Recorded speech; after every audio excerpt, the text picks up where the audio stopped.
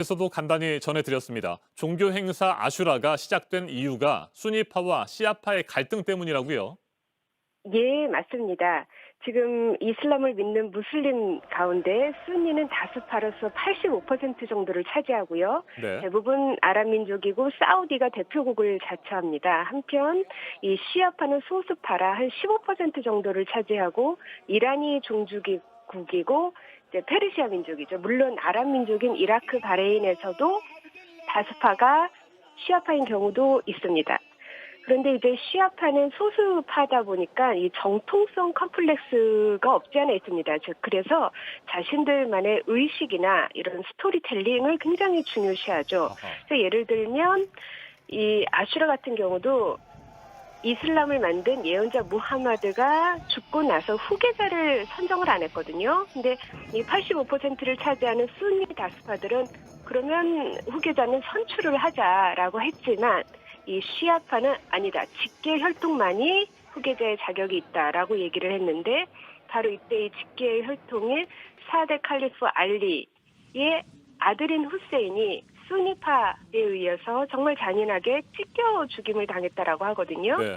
그래서 이 후세인의 고통을 기리자라고 하면서 이슬람력 첫 달인 1월 10일째 날에 이 시아파들은 맨살에 이렇게 쇠사슬을 치면서 이렇게 피를 흘리는 의식을 거행을 하고 이런 고통을 통해서 연대 의식을 이렇게 고취를 하고 우리가 네. 소수이지만 그래도 굉장히 종교적으로 정통성이 있다라는 것을 강조하는데 사실 옆에서 지켜보면 약간 무섭기는 합니다. 네.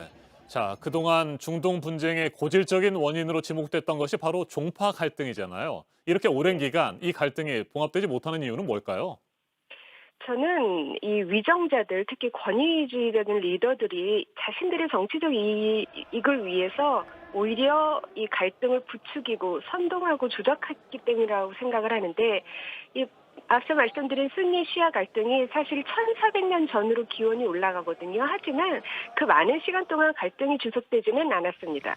오히려 그냥 우리나라 지역 감정처럼 현대에 들어와서 이 정치 세력 간의 갈등을 통해서 편을 일부러 나누고 자기 세력 결집을 위해서 인위적으로 이렇게 조작한 결과인데 이렇게 갈등이 악화된 시기가 냉전 이후입니다.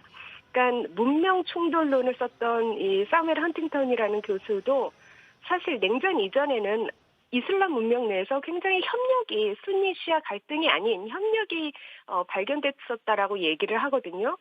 1980년대 이란 이라크 전도 이 종파와 전혀 상관없이 반미, 친미의 입장에 따라서 이란인 이 시아파 종주국을 이 순위파 다수인 아랍 국가들이 많이 지지를 했습니다. 네.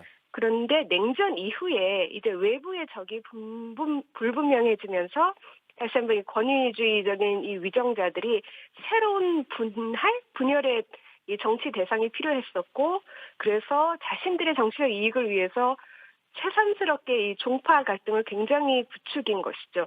네.